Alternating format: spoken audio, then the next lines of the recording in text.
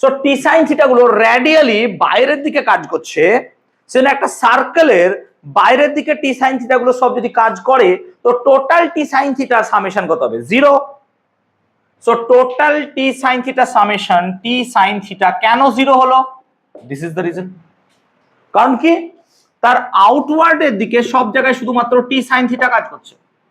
টি sine theta যেহেতু সব জায়গায় কাজ করছে, তাহলে টোটাল টি সাইন থিটা পরস্পরকে ক্যান্সেল আউট করবে, সব ক্যান্সেল আউট করে দিচ্ছে, পরস্পরকে ক্যান্সেল আউট করছে। ওকে ক্লাস, তাহলে আজকে আমরা শুরু করব সারফেস টেনশন। বাংলা যাকে বলা হয় সারফেস মানে পৃষ্ঠ, টেনশন মানে টান। প্লিজ হিয়ার, পৃষ্ঠ টান। পৃষ্ঠ টান মানে বোঝাই যাচ্ছে পৃষ্ঠের টান। অ্যাকচুয়ালি যদি আমরা একটা নিডল বা সূচকে একটা জলের ওপর রাখি, তাহলে দেখবো জলের ওপর নিডলটা ভাসছে। তুমি একটা অ্যাটেম্পটে পারবে না করতে, মাল্টিপল অ্যাটেম্পটস নিতে হয় আমাদের। কারণ কি, ফ্যাক্টরের উপর ডিপেন্ড করে অনেক রকম। আবার অনেক সময় একটা ব্লেডকে যদি খারাপভাবে নয়, এরকম ভাবে রেখে দেওয়া হয় হালকাভাবে, অনেক সময় দেখা যায় ব্লেডটা ভাসে। তাহলে এই যে নিডল ভাসা বা আমরা যদি বলি ব্লেড ভাসা, তার মানে জলের উপরিতল বা সারফেস কি কোনো রকম রাবার ব্যান্ড টাইপের কাজ করছে। লাইক আমরা যখন ট্যাম্পোলিন পার্কে যাই, ট্যাম্পোলিন পার্কে দেখবো আমরা যখন দাঁড়াই, সেটা একটা রাবার ব্যান্ড এরকমই লাগে যে আমরা দাঁড়িয়ে আছি। তাহলে ওই নিডল হোক বা সেই ব্লেড হোক, এগুলো যখন রকম করে ভাসে সেটাকে একটা রাবার ব্যান্ডের মতো আমাদের লাগে, বাট অ্যাকচুয়ালি নয়। এখান থেকেই ধারণা এলো যে সারফেসের ওপর নিশ্চয়ই একটা কোনো রকম টেনশন কাজ করে, এবং একটা প্র্যাকটিক্যাল প্রমাণও পাওয়া গেল। কিভাবে? আমরা যদি একটু নজর দিই, তাহলে ধরো সাবানের ফিল্ম বানাই, এরকম একটা গোল অংশ দিয়ে ফু দিলে বাবলস তৈরি হয়। এবার এটাকে যদি একটা শ্যাম্পু গোলা জল বা এরকম সাবান গোলা জল এটাকে নিরম করে ডুবিয়ে তুলি, তাহলে there will be some film. ফিল্মটাকে বাংলায় বলবো আমরা সর, বাট আমরা ভালো ভাষাতেই বলতে চাইবো film. There will be some film, একটা ফিল্ম পাওয়া যাবে। এবার আমি যদি এখানে ফু মারি তাহলে একটা বাবলস তৈরি হয়, সেটা পরের কথা। বাট আমরা এখন যদি এখানে একটা সুতো নিই, কেমন সুতো? ধরো সুতোটা গোটানো আছে, দিয়ে এরকম কোঁচকানো টাচকানো এরকম টাইপের একটা সুতো নিলাম আমি, বাট সুতোটা হচ্ছে গোল, দুটো সাইডই আটকানো, এরকম একটা সুতো নিলাম। এবার আমি যদি এই মাঝের জায়গাটাকে, এই জায়গাটা এখানে ফিল্ম থাকবে তো একটা নাকি, এখানেও ফিল্ম, সব জায়গায় ফিল্ম আছে, ফিল্মের ওপর সুতোটাকে রেখেছো। এখন আমি যদি এই মাঝের সুতোটাকে কি করি, ফুটিয়ে দিই, ফিল্মটাকে নষ্ট করে দিই, দেখা যাবে এই সুতোটা এক্স্যাক্টলি এরকম গোল শেপ নিয়ে নিয়েছে। কেন গোল শেপ নিল? তখন ধারণা বা এর ব্যাখ্যা দিতে গিয়ে আমরা বললাম যে এই জায়গাটায় কি হচ্ছিল, সব পৃষ্ঠ বা সারফেস গুলোকে টানছিল। সিমিলারলি এর ভেতরের গুলো এরকম ভাবে টানছিল নাকি, তাই লব্ধিটা কি হয়ে যাচ্ছিল? 0।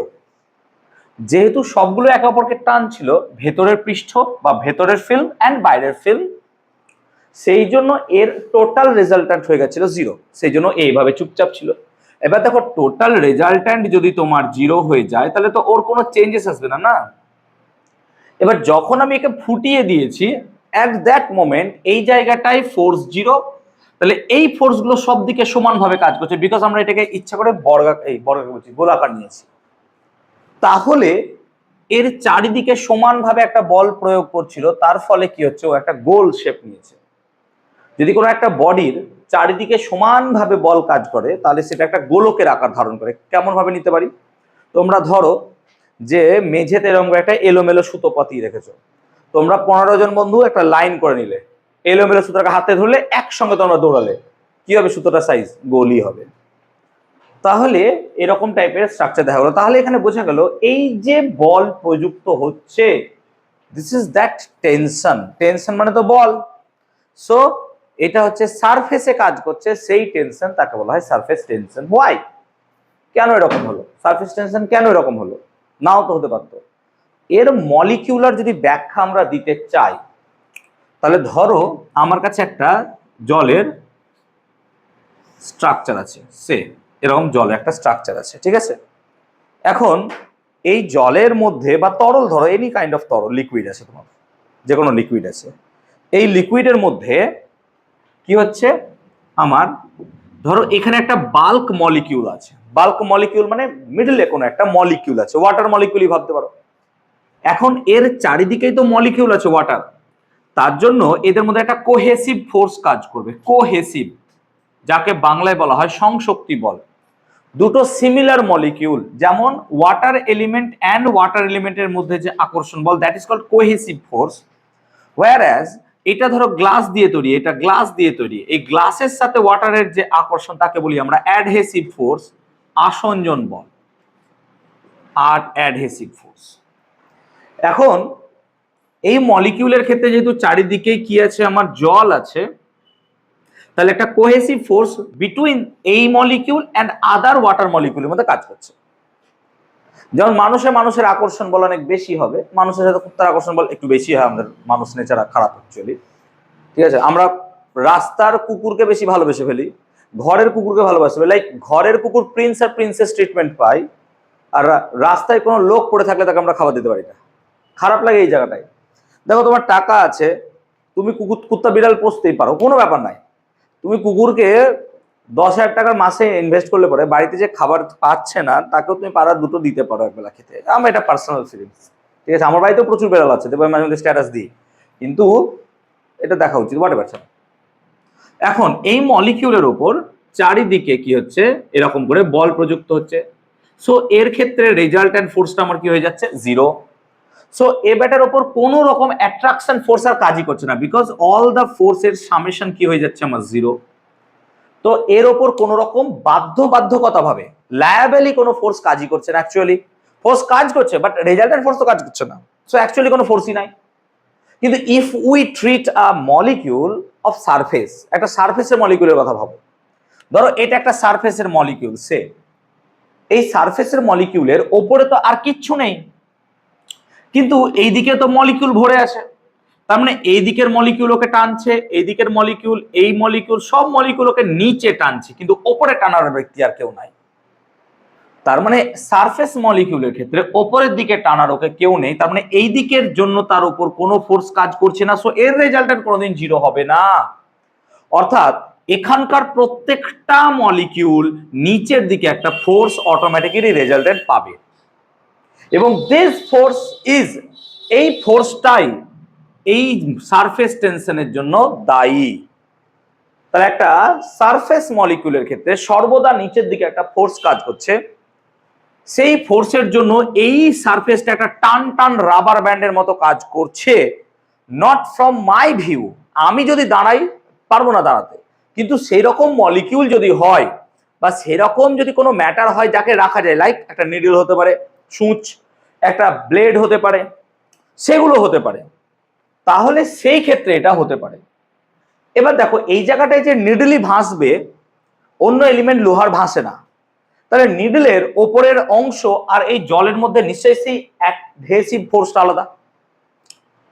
আবার যদি আমি এই জায়গাটায় তামা দিয়ে দিই, তার অ্যাডহেসিভ ফোর্স আলাদা হবে, কারণ কি মলিকিউল আলাদা হয়ে গেলে ভাই ফোর্সও তো আলাদা হবে না, এগুলো ডিপেন্ড করছে ফ্যাক্টরের উপর। তাহলে আমরা বুঝতে পারলাম যে সারফেস টেনশনের অ্যাকচুয়ালি সোর্স কি, কিভাবে একটা সারফেস টেনশন তৈরি হচ্ছে।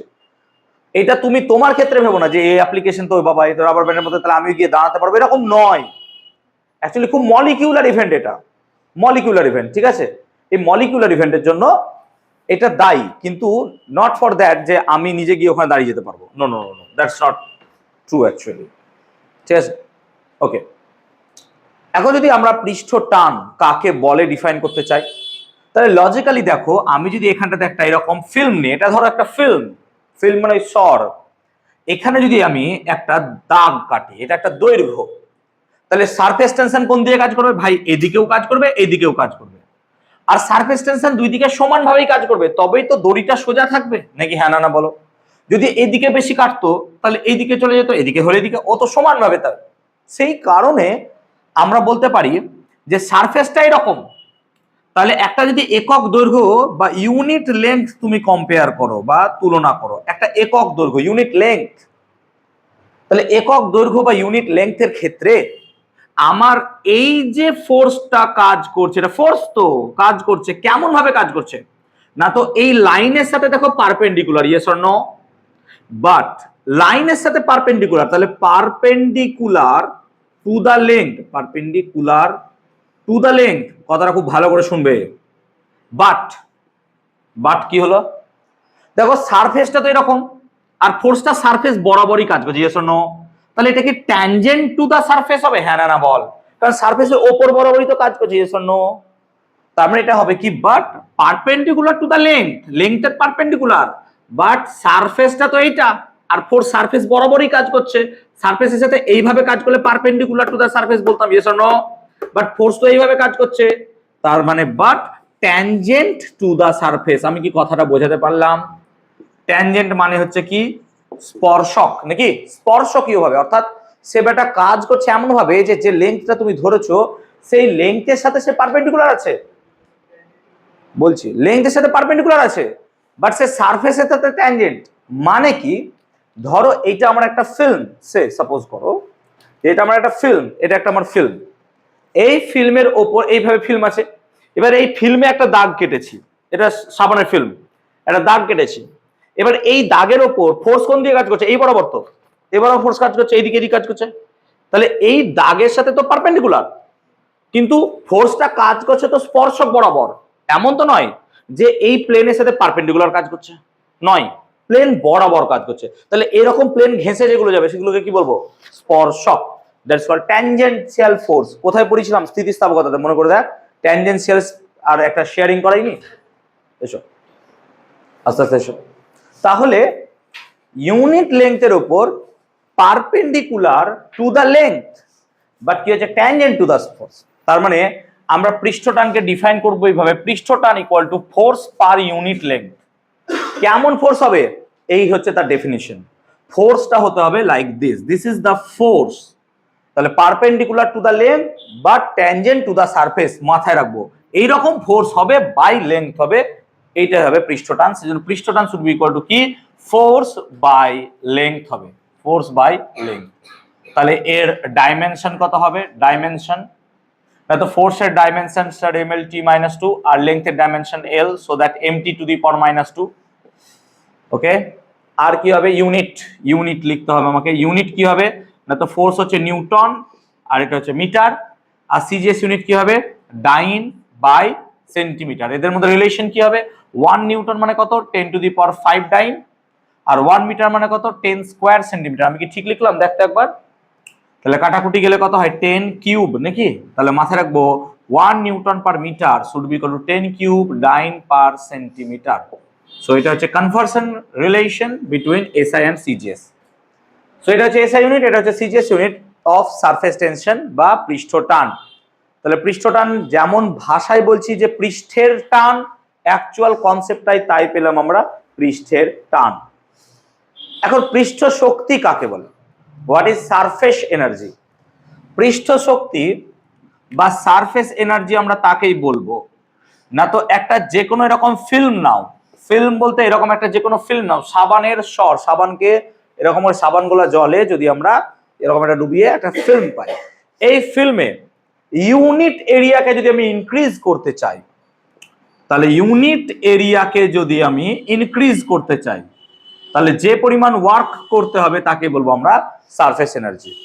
তাহলে পৃষ্ঠ শক্তি কাকে বলে, ইউনিট এরিয়াকে ইনক্রিজ করতে যে পরিমাণ ওয়ার্ক করতে হবে, so work required for unit area increasing, তুমি তাকে বলতে পারো পৃষ্ঠ শক্তি বা সারফেস এনার্জি। তাহলে অ্যাকচুয়ালি সারফেস এনার্জিকে তুমি যদি সারফেস এনার্জিকে ধরো এস দিয়ে লিখলাম আমি, সারফেস এনার্জি এস, তাহলে ওয়ার্ক লাগবে বাই কি, ইউনিট এরিয়া, হ্যাঁ না বলো? তার মানে অ্যাকচুয়ালি সারফেস এনার্জি মানে ওয়ার্ক বাই এরিয়া আমি লিখতে পারি, ঠিক তো? আবার দেখ লজিক্যালি ভাব, লজিক্যালি ডাইমেনশন দিক দিয়ে ভাবো, ডাইমেনশন, যদি আমি dimension of surface energy bar করি, তাহলে ওয়ার্কের ডাইমেনশন হয় ml স্কয়ার t-2, আর এরিয়া কত হয় l স্কয়ার, এন্ড আমি l স্কয়ার যদি কাটি, তাহলে ডাইমেনশন অফ এস অ্যাকচুয়ালি তুমি পাচ্ছ কি না, তো mt to the power -2, that is nothing but surface tension. আমি কি ঠিক, হ্যাঁ না বলো? তার মানে মাত্রাগতভাবে পৃষ্ঠ শক্তি অ্যাকচুয়ালি সারফেস টেনশনই।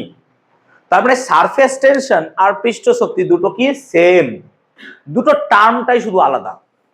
একটাকে আমরা ইউনিট লেংথের ফোর্স বলছি, আর একটাকে বলছি ইউনিট এরিয়ায় ওয়ার্ক ডান, নাথিং এলস, আর কিছু না। সো বেসিক্যালি সারফেস এনার্জি আর পৃষ্ঠটান দুটো তত্ত্বগতভাবে বা by means of dimension or theoretically same. আমি কি ক্লিয়ার করতে পারলাম এত দূর পর্যন্ত? এটা পরীক্ষায় দিয়েছে। কিভাবে প্রশ্নটা দিয়েছে না, তো বলেছে দেখাও মাত্রাগতভাবে পৃষ্ঠ শক্তি এবং সারফেস টেনশন বা পৃষ্ঠটান সমান। তার মানে তোমাকে সারফেস টেনশনের মাত্রা বার করতে হবে, পৃষ্ঠ শক্তির মাত্রা বার করতে হবে, দুটোকে সমান করতে হবে। ক্লিয়ার এত দূর করতে পেরেছি আমি? আচ্ছা, আমরা এটাকে যদি প্রমাণ করতে চাই যে সত্যি এটা ট্রু, যে হ্যাঁ সারফেস এনার্জি পৃষ্ঠটান, আমরা তো মাত্রাগতভাবে দেখলাম, বাট আমি এটাকে রিয়েল লাইফে একটা প্রুফ করতে চাইছি যে হ্যাঁ এটা সত্যি হবে কিনা মাত্রাগতভাবে। ঠিক আছে, তো হলো। So we are talking about যে আমরা এটাকে সত্যি সত্যি পাবো কিনা। চলো দেখি। তো আমরা এরকম ফিল্ম নিয়েছি একটা। এবার ফিল্মকে আমরা এমন ভাবে নেব তার এরিয়াকে চেঞ্জ করা যেতে পারে। লজিকটা ভাবো, একটু জাস্ট ইমাজিন করো জাস্ট, কারণ এগুলো তো হাতে কলমে করা খুব মুশকিল। ইমাজিন করো, ধরো আমার কাছে এরকম একটা এরিয়া আছে রেক্ট্যাঙ্গেল শেপ। এবার রেক্ট্যাঙ্গেল শেপের মধ্যে আমি এখানে একটা পিন আটকে রেখেছি, পিনটাকে স্লাইড ডাউন করা যেতে পারে লাইক একটা পিস্টনের মতো। তাহলে এমন হবে, জাস্ট ভাবো যে আমি যদি এখানে একটা স্বর তৈরি করি ফিল্ম, তাহলে ফিল্ম ওকে টানবে কোন দিকে? এই দিকে। তাহলে আমাকে ওকে বাঁচানোর জন্য আমাকে এইদিকে একটা ফোর্স দিয়ে আটকে রাখতে হবে। ফর এক্সাম্পল আমি দিচ্ছি, ধরো আমি কি করলাম, এই জায়গাটায় একটা আমি এরকম রিং নিলাম, এরকম। কেমন না, তো আঁকা থেকে বুঝতে পারছো যে দে আর নট শোল্ডার্ড অ্যাকচুয়ালি। তার মানে এটাকে আমি টেনে এত দূর নিয়ে আসতে পারি, অর্থাৎ এটাকে আমি ইনক্রিজ করতে পারি। আমার রাইট, আমি বুঝতে পারলাম ব্যাপারটা, ইনক্রিজ করতে পারবো। এবার এইরকম অবস্থায় এই জায়গাটা আমি হাত দিয়ে ধরে সাবান গোলা জলে ঢোকালাম, দিয়ে তুললাম, তাহলে অবভিয়াসলি এই জায়গাটায় একটা ফিল্ম তৈরি হবে নাকি, একটা সাবানের ফিল্ম পাওয়া যাবে। এবার সাবানের ফিল্ম পাওয়া গেল, ভেরি গুড। আমি হাতে ধরে রেখেছি বলে যদি ছেড়ে দিই তাহলে কি হবে? সরে যাবে এদিকে। হ্যাঁ না বল, কেন সরবে? পৃষ্ঠ টান, ওকে টানছে তো, পৃষ্ঠকে টানছে যে চলে এদিকে। তার মানে এই জায়গাটায় বাল্ক মলিকিউলস আছে। হ্যাঁ না বল, এই বাল্ক মলিকিউলস গুলোর কোন দিকে কাজ করছে? ফোর্স অ্যাকচুয়ালি এইদিকে কাজ করছে, সেজন্য ও ওই দিকে যেতে চাইবে। ভালো করে বোঝ, একটু আগে বোঝালাম বাবা। তার মানে আমাকে সামহাউ এইদিকে ওই পৃষ্ঠ টানের মতো একটা ফোর্স দিয়ে ওকে আটকে রাখতে হবে, যাতে করে ও সরে না যায়। আমি কি ঠিক বোঝাতে পারলাম ব্যাপারটা? তাহলে টি তো কাজ করছে, আমার এটা টি এতটা কাজ করছে, আর এর লেন্থ কত? এল। তাহলে অ্যাকচুয়ালি এটা তো সারফেস টেনশন। তাহলে সারফেস টেনশন মানে কত? Force by length. তাহলে ফোর্স কত? 10 সারফেস টেনশন ইনটু লেন্থ। তাহলে এখানে ফোর্স কত কাজ করছে? সো এখানে ফোর্স কাজ করছে স্যার এল ইনটু টি। হ্যাঁ না বল, যদি তার লেন্থ কত হয়? এল। এবার সমস্যা, কেন সমস্যা? সাবানের স্বর যেটা নিয়েছো বা ফিল্ম নিয়েছো, তা তো দুটো পৃষ্ঠ, অর্থাৎ এইভাবে ওকে রেখেছি, তার মানে এইদিকে একটা পৃষ্ঠ আছে, এইদিকে একটা পৃষ্ঠ আছে। তাহলে দুটো পৃষ্ঠ মানে পৃষ্ঠ দুই দিক দিয়ে ওকে টানছে, সেই জন্য পৃষ্ঠ টানও কি হবে? ডাবল হবে। আমি কি কনসেপ্টটা ক্লিয়ার করতে পারলাম? যেহেতু এখানে দেখো সারফেসটা দুটো, এটা একটা সারফেস, আবার পেছনেও তো একটা সারফেস আছে, আর এই জায়গাটা আমি আটকে রেখেছি। তুমি বলবে না যে একটাই সারফেস, না, বায়ুর সাথে যদি আরো কন্ট্যাক্ট হয়, যটা সারফেস পাবো তটা সারফেস, আমাকে ততগুলো ধরতে হবে। তো অর্থাৎ এই জায়গাটা একটা সারফেস হচ্ছে, এই জায়গাটা সারফেস হচ্ছে, দুটো সারফেস। তাহলে এই দিক দিয়েও ওকে টানবে, এই দিক দিয়েও ওকে টানবে, দুই দিক দিয়ে টানবে। তাহলে অ্যাকচুয়ালি ফোর্সটা করকম হবে? দুবার। আমি কি কনসেপ্টটা ক্লিয়ার করতে পারলাম? ফোর্স মানে হচ্ছে লেংথ ইনটু কি? Surface tension. তার মানে এখানকার একটা সারফেস, পেছনের একটা সারফেস, দুটো সারফেস আছে বলে আমি এখানে কি করব? 2 ইনটু এল টি। এইটা কিন্তু মাথায় রাখতে হবে, নাহলে প্রমাণটা আর পারবে না করতে। তাহলে আমরা দেখলাম ফোর্স মানে হচ্ছে 2Lt। এবার ধরো আমি ওকে 10 এর ডেল্টা এক্স পর্যন্ত বাড়ালাম, ডেল্টা এক্স আমি ওকে বাড়ালাম, তার মানে এখন রিংটা আমার এখানে এলো। তার জন্য আমাকে তো কাজ করতে হয়েছে, তার জন্য আমাকে কি করতে হয়েছে? কাজ করতে হয়েছে। সেই কাজটা কত না, তো ডাব্লিউ ইকুয়াল টু, স্যার আপনি তো বলেছেন ফোর্স ইন্টু ডিসপ্লেসমেন্ট, তাহলে ফোর্স ইন্টু ডেল্টা এক্স, এটাই লিখবো, তাই তো লিখবো। তাহলে কাজ মানে কি হবে? Force into delta X. আর ফোর্স তো তুমি পেয়ে গেছো, তাহলে 2Lt ডেল্টা এক্স, এটা হচ্ছে ওয়ার্ক। আর সারফেস এনার্জি বলতে বুঝিয়েছি আমি ইউনিট এরিয়া ইনক্রিজ করতে ওয়ার্ক। তার মানে সারফেস এনার্জি মানে ওয়ার্ক বাই এরিয়া। তার মানে আমি এখানে লিখতে পারি যে সারফেস এনার্জি মানে ওয়ার্ক বাই এরিয়া। এটা তো ঠিক, সারফেস এনার্জি মানে ওয়ার্ক বাই এরিয়া। এখন ওয়ার্ক কত করেছো তুমি? না, তো ওয়ার্ক তো করেছো স্যার 2Lt ডেল্টা এক্স। আর এরিয়া কতটা বেড়েছে বলো? ডেল্টা এক্স আর তার সাথে লেংথ এল, ডেল্টা এক্স এল কিন্তু কবার বেড়েছে? দুবার, এদিকে একবার পেছনে একবার। তার মানে আমার ভাগও কত হবে? 2l delta x. এই জায়গাটা একটু বুঝে নাও যে আমি ডেল্টা এক্স ওকে বাড়ালাম, তার মানে বেড়েছে তো এই এরিয়াটা, না এই এরিয়াটা বেড়েছে। এই এরিয়াটা কত হবে? না তো দৈর্ঘ্য ইন্টু প্রস্থ, প্রস্থটা তো এল, দৈর্ঘ্য delta x, L into delta x, কিন্তু এটা তো এই পৃষ্ঠ, পেছনের পৃষ্ঠে আছে বলে 2 গুণ, দুটো পৃষ্ঠ আছে বলে। তার মানে অ্যাকচুয়ালি এটা এস মানে লিখেছিলাম সারফেস এনার্জি, এটা আমাকে কি দিচ্ছে অ্যাকচুয়ালি কাটাকুটি করে টি, আর টি মানে কি? Surface tension. সো বেসিক্যালি এখান থেকে প্রমাণ করা যায় যে সারফেস এনার্জি হচ্ছে সারফেস টেনশনের সাথে সমান অ্যাকচুয়ালি। সেই প্রুফটা পরীক্ষায় দেয়।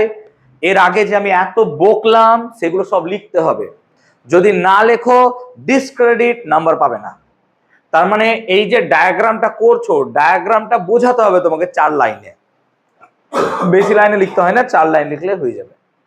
তাহলে হ্যাঁ বলো, তাহলে সারফেস এনার্জি অ্যাকচুয়ালি সারফেস টেনশনের সাথে সমান, সেটা আমরা এখান থেকে বুঝতে পারলাম। কোনো জায়গায় অসুবিধা হলে আমাকে বলতে পারো। ক্লিয়ার হয়েছে? ওকে, এখন তরল পৃষ্ঠের মোট শক্তি কত? এটা তো গেল সারফেস এনার্জি। একটা তরলের মোট এনার্জি বলতে আমরা দু রকম এনার্জি বুঝি। এক, তার কি হতে পারে? কাইনেটিক এনার্জি হতে পারে, গতিশক্তি দৌড়ে বেড়াচ্ছে। 2 নাম্বার, সেই মলিকিউলের ইন্টার অ্যাটমিক অ্যাট্রাকটিভ ফোর্সের জন্য যে এনার্জি পাওয়া যাবে, অর্থাৎ মলিকুলার বা মলিকিউলের ইন্টারনাল এনার্জি। এখন তুমি জাস্ট ইমাজিন করো যে এই যে সারফেস এনার্জি বা সারফেস কোন একটা লিকুইডের আছে, সে ধরো আমি কথা মানে বলছি যে এই জায়গাটা একটা লিকুইডের সারফেস আছে, এই জায়গাটা একটা লিকুইডের সারফেস আছে। ওকে, ঠিক আছে। এখন এই লিকুইডের এই জায়গাটায় সারফেস আছে। এখন যদি আমি দেখি যে এখান থেকে একটা লিকুইডের বাবলস এখানে উপরে উঠে আসছে, হতে পারে তো একটা। এবার এই জায়গাতে যখন এই জায়গাটায় উঠে আসে, এমনিতে তো বাবলস কত উঠে আসে, হতেই পারে একটা বাবলস তৈরি হয়েছে উঠে আসছে। তাতে কি লিকুইডের এনার্জির কোনো চেঞ্জ হয়? মানে টেম্পারেচার চেঞ্জ হয় না। আমি কখনো এই কথাটা বলছি না যে জলকে গরম করতে দিয়েছো দিয়ে বাবলস উঠছে, নো নো নো, আমি বাইরেতে কোনো হিট অ্যাপ্লাই করছি না। আমি সিম্পল একটা ফ্যাক্টের কথা বলছি যে এখান থেকে একটা বাবলস উঠে আসছে, বা ধরো একটা মলিকিউল, হতেই তো পারে ভাই উপরে উঠে চলে আসছে, হতেই পারে মলিকিউল উপরে উঠে আসছে। তাহলে এই মলিকিউলটা যে এখান থেকে এতদূর উপরে উঠে এলো, তার ফলে কি একটা রেজাল্টেন্ট বা কোন রকমের রেজাল্টিং টেম্পারেচার চেঞ্জ আমরা এখানে দেখতে পারবো? নো, আমরা দেখতে পাবো না। তার মানে এখানে কিছু অ্যাডজাস্টমেন্ট তো হচ্ছে, যার ফলে এখান থেকে একটা মলিকিউল উপরে উঠে আসছে বলে তার এনার্জি চেঞ্জ হচ্ছে না। মানে ধরো তুমি বিগড়ে যাচ্ছ, মানে তুমি বন্ধুর দোষে বিগড়ে যাচ্ছ, কিন্তু তুমি বাড়ির লোককে জানতে দেবে না, তাহলে তোমার মধ্যে কিছু তো ডেভেলপ করতে হবে, সেই অরা, যেটা বাড়ির লোক জানতেই পারবে না যে আমার ছেলে বিগড়ে গেছে। লাইক আমি যখন বলতে যাবো আপনার ছেলে এগুলো করছে, আমার ছেলে কোনোদিনই না, আপনি অন্য কাউকে দেখেছেন, লাইক দিস, যে আমার ছেলের উপর আমার ফুল কনফিডেন্ট আছে, আমি খারাপ হতে পারি, আমার ছেলে খারাপ হতে পারে না, এইরকম টাইপের। তাহলে তুমি নিশ্চয়ই কিছু ডেভেলপ তো করেছো, যার জন্য তোমার বাড়ির লোক কনভিন্সড। তাহলে এই ব্যাটার ক্ষেত্রেও তাই হয়েছে যে এখান থেকে একটা মলিকিউল উপরে উঠেছে, so there is nothing changes. তো এই জায়গাটার জন্য আমি যখন একটা মলিকিউলকে নিচ থেকে উপরে তুলে আনবো, তাহলে এই জায়গাটায় আমরা বলছি কোন রকমের চেঞ্জ হয়নি, কিন্তু বাস্তবে চেঞ্জ তো হওয়া উচিত, চেঞ্জ তো হওয়া উচিত। তার মানে এখান থেকে মলিকিউল যখন উপরে উঠে আসছে, এখানকার এনার্জি আর এখানকার এনার্জি তো সেম হবে না। তার মানে সাম কিছু তো পরিবর্তন হবে, যেটা আমাদের চোখে পড়ছে না। সেই জন্য এই জায়গাটার যে এনার্জি আছে, এই এনার্জিটাকে আমরা দুভাগে ভাগ করব। এক নম্বর হচ্ছে কাইনেটিক এনার্জি, এই মলিকিউলটা এখানে গেল, তার জন্য কাইনেটিক এনার্জি চলে এলো, কারণ কাইনেটিক এনার্জি তো বাড়বে অবভিয়াসলি। এবার দেখ, যখন এখান থেকে এইদিকে উঠছে, তার ফলে এই জায়গাটা এনার্জি আস্তে আস্তে কি হচ্ছে? লস হবে। তার মানে এটা আস্তে আস্তে ঠান্ডা হওয়া উচিত। তার মানে একটা মলিকিউল নিচ থেকে উপরে গেলে ঠান্ডা হয়ে যাওয়া উচিত, কারণ কি কাইনেটিক এনার্জি চলে যাচ্ছে। কিন্তু ঠান্ডা তো হয় না, গরম হয় না, ঠান্ডা কিছু হয় না। তার মানে সে নিশ্চয়ই বাইরে থেকে হিট অ্যাবজর্ব করে নিচ্ছে। Yes or no? কোথা থেকে হিট নেবে? সে যে পাত্রে রেখেছে সেই পাত্র থেকে হিট নিয়ে নিচ্ছে, কারণ ওর তো সেটা দরকার। তো সেই হিটটাকে আমরা ধরছি এইচ। সো অ্যাকচুয়ালি সারফেস এর মধ্যে যে টোটাল এনার্জি থাকে দ্যাট ইজ কল্ড যান্ত্রিক শক্তি, মানে kinetic energy actually mechanical energy, আর কি হচ্ছে ওই হিট এনার্জি বা ওয়ার্কের জন্য এনার্জি এখান থেকে উঠে আসছে বলে। থার্মোডাইনামিক্সে দেখানো যায় যে এই এইচটাকে লেখা যায় এইভাবে minus theta DT D theta, এইভাবে লেখা যায়। সো এইচ এর জায়গায় এটা বসালে পরে একটা ইকুয়েশন তুমি এখান থেকে পাও। So it is not so important, খুব একটা গুরুত্বপূর্ণ নয়, এগুলো বেশি গুরুত্বপূর্ণ। কনসেপ্টটাকে আমি বোঝাতে পারলাম যে টোটাল এনার্জি কি হয় অ্যাকচুয়ালি একটা সারফেসের মধ্যে, দ্যাট ইজ ইট। এইটুকু মাথায় রাখো তাহলেই হবে। ওকে, সো এবার factors that effects surface tension, যে কি কি বিষয় যেগুলো পৃষ্ঠটানকে আমার ইফেক্ট করে। নাম্বার 1 দেখো টেম্পারেচার। এই ব্যাটা টেম্পারেচার সব জায়গায় আছে। টেম্পারেচার হলেই চেঞ্জ, মানে তোমার সারফেস টেনশন হোক, ভিসকোসিটি হোক, রেজিস্ট্যান্স হোক, সব চেঞ্জ হবে টেম্পারেচার। তো প্রথম কথা, টেম্পারেচার যদি বাড়ে তাহলে সারফেস টেনশন অবভিয়াসলি কমে যাবে। কেন কমবে তার এই তো রিজন, কারণ কি বাল্ক মলিকিউলস এর মধ্যে কাইনেটিক এনার্জি কি হয়ে যাবে, বেড়ে যাবে। তাহলে এদের মধ্যে কোহেসিভ ফোর্স কি হয়ে যাবে, কমে যাবে। তাহলে সারফেস টেনশনও কি হবে আমার অ্যাকচুয়ালি কমবে। তাহলে টেম্পারেচার কমলে র্যাপিডলি সারফেস টেনশন কমে যায়। র্যাপিডলি কমতে কমতে কমতে এমন একটা টেম্পারেচার পাওয়া যায় যেখানে সারফেস টেনশন হয়ে যায় জিরো। জানিস তাকে কি বলে, ক্রিটিক্যাল টেম্পারেচার। সো এটা সংজ্ঞা এসছে পরীক্ষা 11-এ। হোয়াট ইজ ক্রিটিক্যাল টেম্পারেচার, না তো যে টেম্পারেচারে গেলে পৃষ্ঠ টান জিরো হয়ে যায়, শূন্য হয়ে যায়, তাকে বলবো আমরা কি critical temperature. So basically critical temperature কাকে বলে, the temperature at which the surface tension of a liquid become zero. তাহলে সেই টেম্পারেচার গুলো কি আমাদের ক্রিটিক্যাল টেম্পারেচার। টেম্পারেচার ছাড়াও সারফেস টেনশন ডিপেন্ড করে দূষণের ওপর। ঠিক আছে, যদি সারফেস কোন একটা লিকুইডের মধ্যে কোন একটা পদার্থ মিশিয়ে দেওয়া হয় তাহলে দেখা যায় তার সারফেস টেনশন অ্যাকচুয়ালি কমে যায়। এবার ডিপেন্ড করছে যে তুমি পদার্থটা মেশাচ্ছটা কি। জৈব অজৈবর মধ্যে আবার পার্থক্য আছে।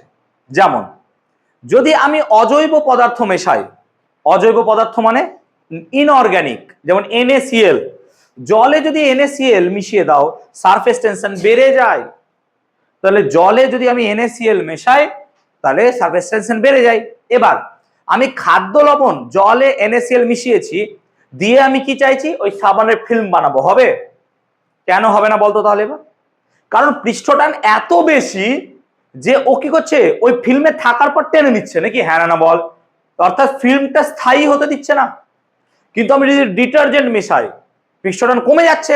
এবার পৃষ্ঠটান কমে যাচ্ছে বলে কি করে ফু দিতে পারছিস, ফিল্মের মতো সে কাজ করছে, কারণ পৃষ্ঠটান অত বেশি নয়। খুব বেশি হলে কি ফেটে যেত তো।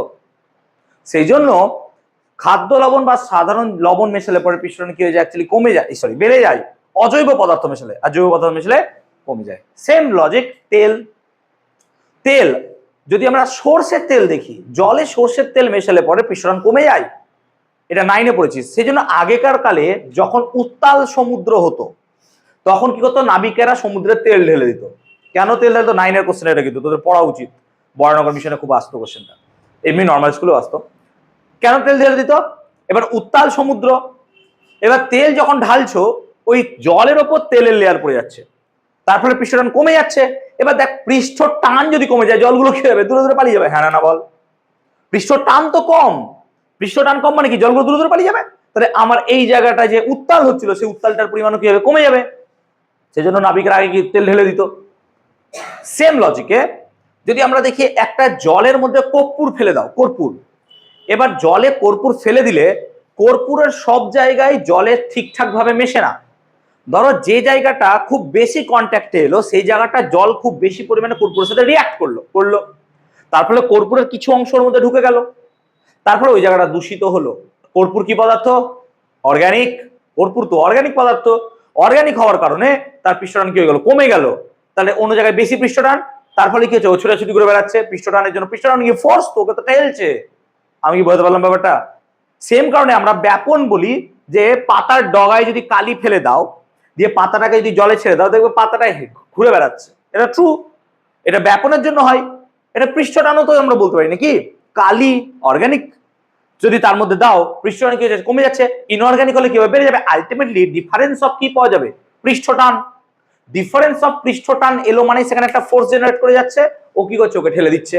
আমি কি ক্লিয়ার করতে পারলাম জিনিসটা? এবার এই ভাবো না যে পায়ের তলায় কালি মেখে আমি হেঁটে বেড়াবো, জাস্ট এটুকু মাথায় নিয়ে যাচ্ছি আসলে। ক্লিয়ার হলো কনসেপ্টটা? So this is all about the phenomenas related to this. আমি কি বোঝাতে পারলাম ব্যাপারটা? ওকে, তাহলে পৃষ্ঠটান সম্পর্কিত কয়েকটি ঘটনা আমাদের ছায়ার বই দেখো 6-7টা পয়েন্ট দেওয়া আছে, তোমরা জাস্ট একবার চোখ বুলিয়ে নিও, 9 এর পড়া এগুলো। সো আমি আর এগুলো নিয়ে ডিটেল যাচ্ছি না। ওকে, চলো আমরা একটা জাস্ট ছোট আলোচনা করি। ধরো এটা ইমাজিন করো যে একটা বিকার, সরি, এখানটাতে একটা আমি খুব বড় করেই আঁকলাম, একটা ওয়াটার বাবলস আছে, একটা বাবলস তৈরি হয়েছে। এবার দেখো, তুমি যদি খুব ভালো করে দেখো, বাবলস তৈরি হয়ে অনেকক্ষণ থাকে, তলে যে একটা বাবলস তৈরি হয় দেখবে অনেকক্ষণ থাকে, দিয়ে কোনো এক সময় বেরিয়ে আসে। খুব ক্লোজলি ওয়াচ করতে হবে, এইগুলো বোঝার জন্য ক্লোজলি ওয়াচ করতে হবে, ঠিক আছে? তাহলে আমরা কি করলাম, এখানে দেখলাম। এবার আমার প্রশ্ন হচ্ছে যে ধরো এই জায়গাটায় যে কন্ট্যাক্ট আছে, যেখানে কন্ট্যাক্ট, সেই কন্ট্যাক্টের জায়গায় কার মাথার চুল চলে এসেছে, কন্ট্যাক্টের জায়গা, আমি তাহলে এটাকে জুম করে আঁকছি, একটু জুম করে এই জায়গাটাকে। তার মানে এইটা হচ্ছে সেই বাবলসটা, কেমন হয়ে গেল, ডিম হয়ে গেল, ঠিক করে দিই। এটা হচ্ছে সেই বাবলসটা যার রেডিয়াস হচ্ছে আর, আর এ কন্ট্যাক্টে আছে এই জায়গাটায়, এই জায়গাটার রেডিয়াসকে আমি ধরলাম স্মল আর। আমি কি বোঝাতে পারলাম? এই জায়গাটা কন্ট্যাক্টে আছে। এখন আমি বলছি ও ব্যাটা এখান থেকে ছেড়ে পালাবে। আচ্ছা, ছেড়ে পালাবে কখন? যখন এই জায়গাটার পৃষ্ঠ টানটা কি হয়ে যাবে, বুয়ান্সির সাথে সমান হবে। আমি কি ঠিক বোঝাতে পারলাম? পৃষ্ঠ টান মানে পৃষ্ঠজনিত বল অ্যাকচুয়ালি। তার মানে এখানে ওকে আটকে রেখেছে কে? পৃষ্ঠটান। অবভিয়াসলি এখানে আটকে রেখেছে। পৃষ্ঠটানটা কেমন ভাবে কাজ করছে তাহলে? তাহলে এটা তো সারফেস, এই যে এই জায়গাটা সারফেস নাকি? তাহলে পৃষ্ঠটানটা অ্যাকচুয়ালি এইভাবে কাজ করা উচিত, হ্যাঁ না বল? আর এইখানে কিভাবে কাজ করা উচিত? এইভাবে, ইয়েস অর নো? তাহলে ওকে পৃষ্ঠটা এইভাবে টেনে রেখেছে, কারণ কি ট্যানজেন্ট বরাবর কাজ করে, ট্যানজেন্ট বরাবর কাজ করে। তার মানে এই জায়গাটায় পৃষ্ঠটান সামহাও এইভাবে কাজ করছে। এটাকে আমি ধরলাম টি। তাহলে এইদিকে একটা কম্পোনেন্ট পেতে পারি আমরা theta, so this is called T sine theta. তার মানে পৃষ্ঠটা নিচের দিকে কাজ করছে টি সাইন থিটা, ঠিক তো? নিচের দিকে কাজ করছে টি সাইন থিটা। আর এটা যদি স্মল আর হয় তাহলে আমি ধরো এই জায়গাটায় নিলাম, এইভাবে নিলাম, হতে পারে তো? তাহলে এটাও স্মল আর, আর এটা কি ক্যাপিটাল আর, ঠিক তো? এখন টি সাইন থিটা যদি আমার এই জায়গাটা এইভাবে কাজ করে নিচের দিকে, আর এটার রেডিয়াস আর হয়, তাহলে এই পুরো জায়গায় আমার লেংথ কত? 2 পাই আর। আর বারবার একই কথা বলেছিলাম, সারফেস টেনশন মানে ফোর্স বাই লেংথ। তার মানে ফোর্স বার করতে গেলে তোমাকে সারফেস টেনশনের সাথে লেংথ গুণ করতে হবে ভাই। তার মানে আমি যদি এখানে ফোর্স বার করতে চাই, কতটা ফোর্স নিচে কাজ করছে, ডাউনওয়ার্ড ফোর্স, সো আমি যেখানে ডাউনওয়ার্ড ফোর্স বার করতে চাই, downward force, so downward force হবে কত আমার? না তো স্যার টি সাইন থিটা তো ছিলই, তার সাথে লেংথ কত? 2 পাই আর। আমি কি ঠিক লিখতে পারলাম ব্যাপারটা? তাহলে এই 2 পাই আর টি সাইন থিটা মালটা নিচের দিকে কাজ করছে, আর উপর দিকে কি কাজ করবে? বুয়ান্সি। আর বুয়ান্সি কত হবে? বি লিখলাম বুয়ান্সি, না তো স্যার 4/3 পাই আর কিউব। কেন 4/3 পাই আর কিউব? এর তো ভলিউম 4/3 পাই আর কিউব, আর তার সাথে কি গুণ করবো? রো। রো কার হবে? ওয়াটারের, জলে আছো তো আমি রো ডাব্লিউ লিখলাম। তুমি রোই লিখতে পারো, অসুবিধা নাই। আর বেসিক্যালি এই দুটো কি হতে হবে? সমান। যদি সমান হয়ে যায় ও কনস্ট্যান্ট ভেলোসিটি নিয়ে কি হবে? ওপর দিকে চলে আসবে, কারণ ওকে আটকানোর মতো আর কেউ নাই।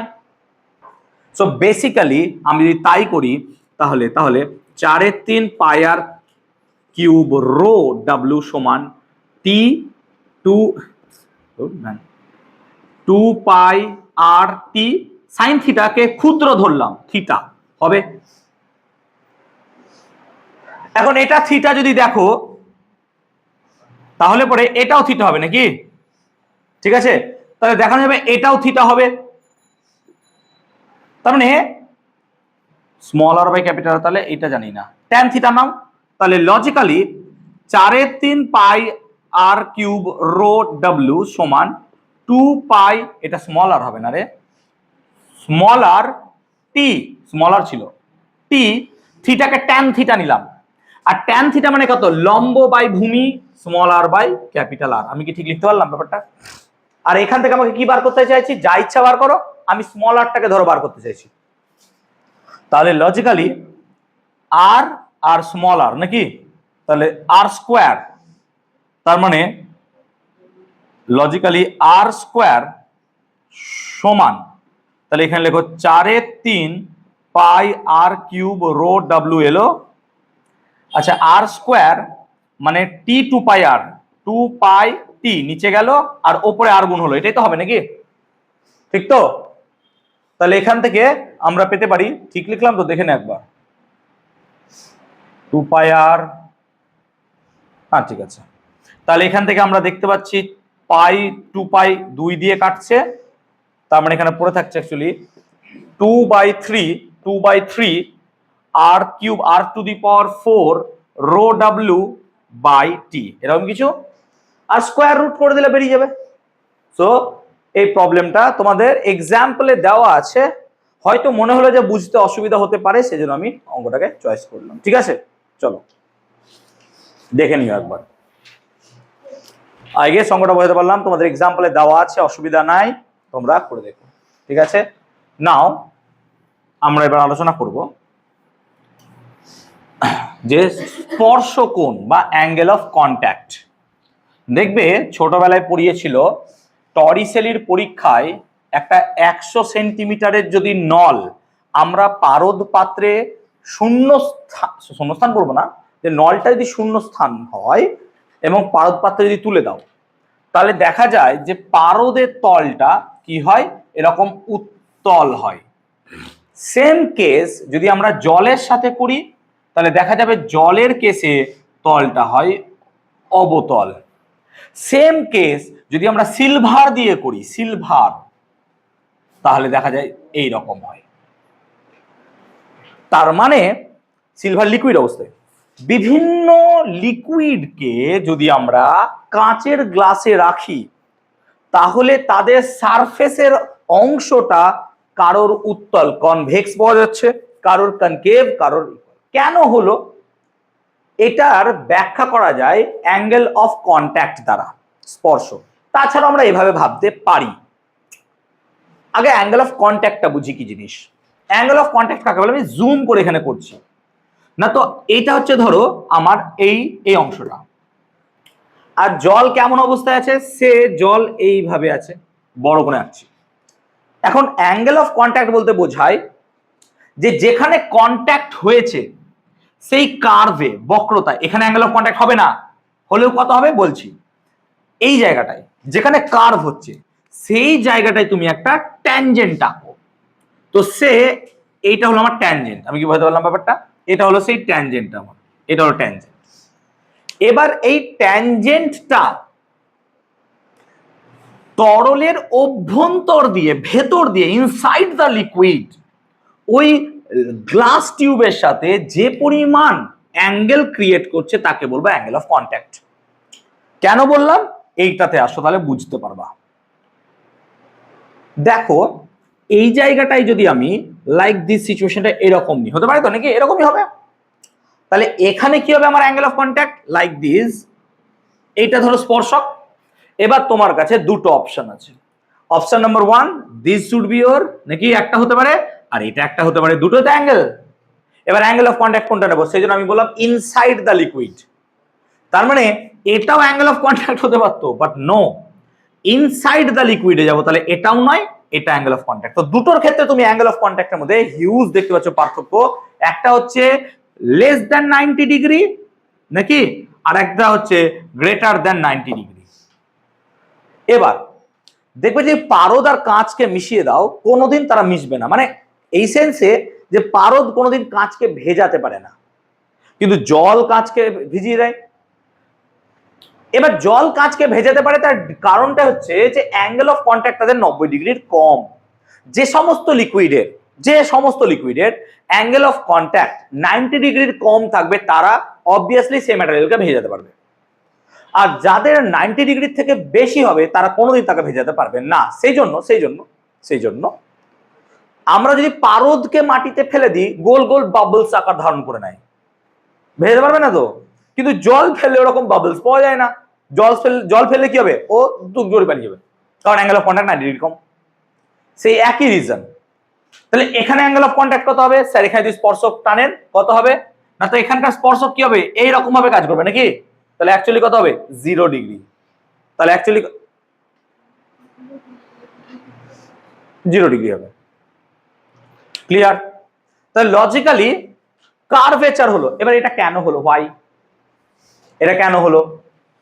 আমরা আসি ক্যাপিলারিটি ফর্মুলাতে। What is capillarity?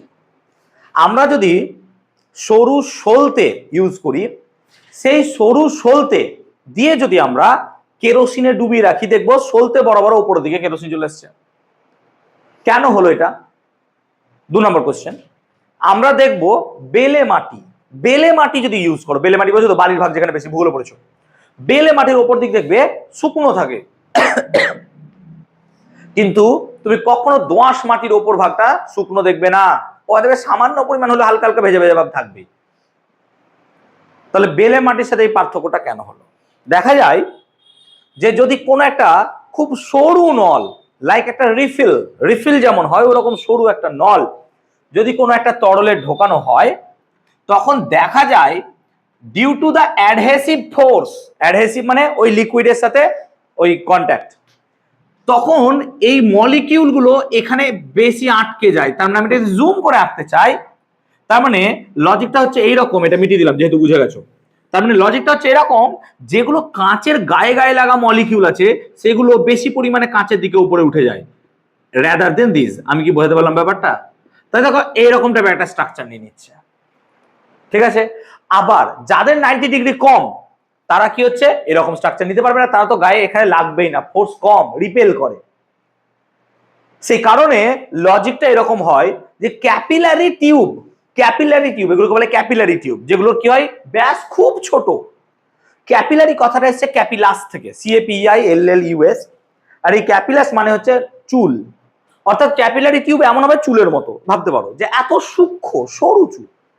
তো সরু হওয়ার কারণে যদি সেম এক্সপেরিমেন্টটাকে আমরা করতে চাই ইন টার্মস অফ একটা লিকুইড, ধরো জল আর পারদ, তো দেখা যাবে জলের ক্ষেত্রে ক্যাপিলারি টিউব ইউজ করলে, ধরো এতটা জল আছে, জলটা সামান্য পরিমাণ উঠবে উপরে, জল সামান্য উপরে উঠবে ডিউ টু ক্যাপিলারি রাইজ। কিন্তু যদি আমরা মার্কারির ক্ষেত্রে সেম জিনিস করতে চাই, আমরা যদি মার্কারির ক্ষেত্রে সেম জিনিস করতে চাই, তাহলে দেখা যাবে এরপরে যদি খোলা, কিন্তু ওপর খোলা, তাহলে দেখা যাবে মার্কারি সামান্য পরিমাণ নেমে যাবে নিচে। কেন? এই আকর্ষণ বল, এই আকর্ষণ বল আলাদা। So due to this fact, এই অ্যাঙ্গেল অফ কন্ট্যাক্টই ডিপেন্ড করছে বা বলছে যে ম্যাটেরিয়ালটা উপরে উঠবে না নামবে। উল্টো ভাবে যদি কান ধরো, তাহলে যার 90 ডিগ্রি কম, যার 90 ডিগ্রি বেশি, ফেনোমেনা এইভাবে আমরা ডিক্লেয়ার করব বা বলবো, ঠিক আছে। হ্যাঁ, কি আসবে? ক্যাপিলারি টিউব বলতে কি বোঝো, স্পর্শকোণ বলতে কি বোঝো, এইগুলোই আসবে, আর কি আসবে। এবার স্পর্শকোণের ব্যাখ্যাটা তোমাকে এখানে দিতে চাইতে পারে, সচরাচর দেয় না, ঠিক আছে। ওকে, কনসেপ্টটা ক্লিয়ার করতে পারলাম? ক্লিয়ার করতে পারলাম জায়গাটা? ওকে, এখন নেক্সট। তাহলে এবার দেখো, যদি এই জায়গাটার কথা ভাবি, এই জায়গাটা, তাহলে এই জায়গাটায় যে ওয়াটারটা রাইজ করে বসে আছে, তার মানে সামহাও এইদিকে একটা পৃষ্ঠটান তো কাজ করবে, কারণ এটা তো পৃষ্ঠ এইভাবেই, তাহলে এই জায়গাটা একটা পৃষ্ঠ কাজ করবে টান এই বরাবর, হ্যাঁ না না বল? তাহলে এখানে যদি কোনো লিকুইড থাকতো তাহলে এখানেও পৃষ্ঠটান এইভাবে কাজ করতো।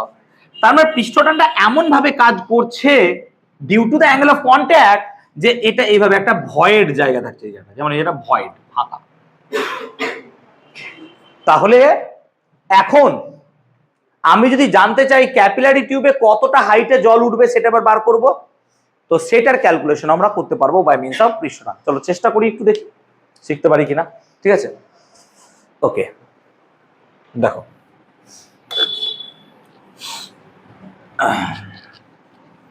দেখো ভালো করে, খুব ভালো করে বুঝো ব্যাপারটা, এটা জুডিনস ল পরীক্ষায় দেয়, তাকাবে। ধরো একটা ক্যাপিলারি টিউব আমরা চয়েস করলাম, সে আমি একটু মোটাই আঁকবো, ক্যাপিলারি টিউব এত মোটা হওয়া উচিত নয় বোঝানোর সুবিধার্থে।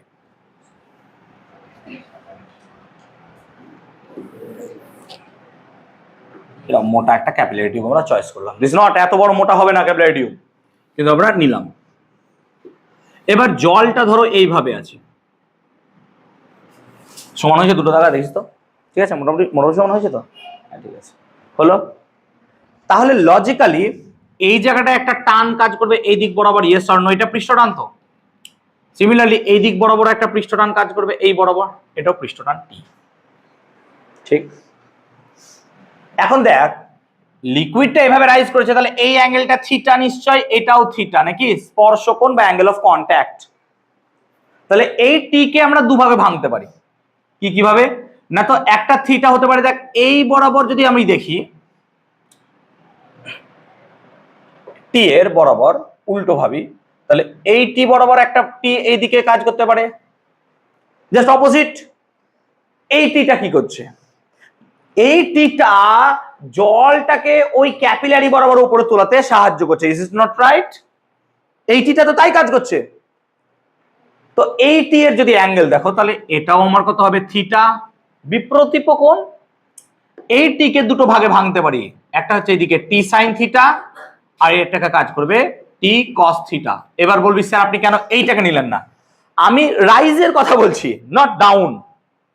তো রাইজ করার জন্য টি এই টি রাই।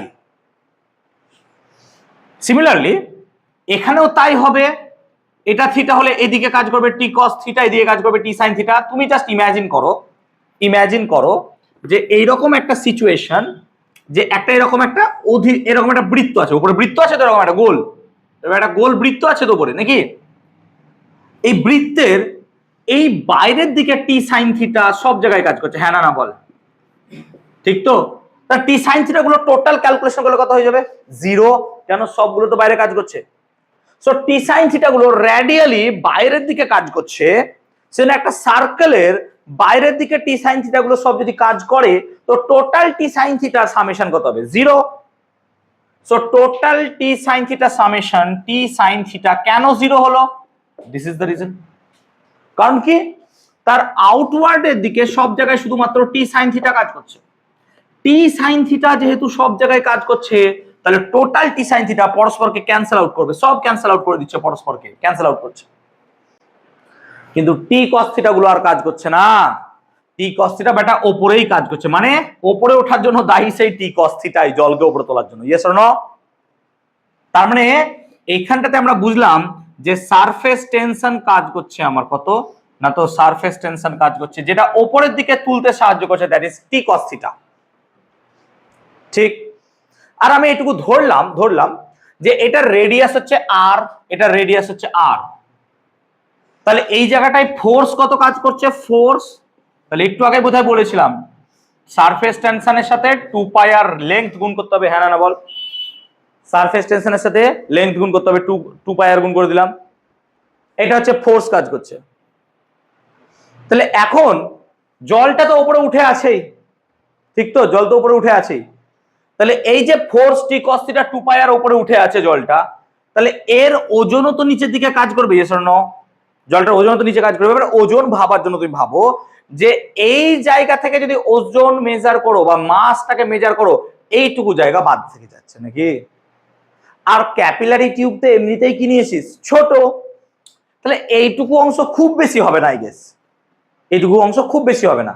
তাহলে আমরা তুমি ধরতে পারো যে এই হাইটটুকু এইচ, তাহলে এইটুকু অংশের জল আর কতটুকুই বা হবে, খুব অল্প পরিমাণ। তার মানে এই রেডিয়াসটা যদি আর হয়, তাহলে ওয়েট কত হবে না, তো ওয়েট হবে পাই আর স্কোয়ার এইচ। এটা হচ্ছে তার ভলিউম, ভলিউমের সাথে কি গুণ করব? ডেনসিটি রো, আর তার সাথে কি গুণ করব? জি। তো পাই আর স্কোয়ার এইচ রো জি, একটু জলটা দিতে বাবা, পাই আর স্কোয়ার এইচ রো জি, এটা হয়ে গেল আমার সিম্পল ওটার ভলিউম।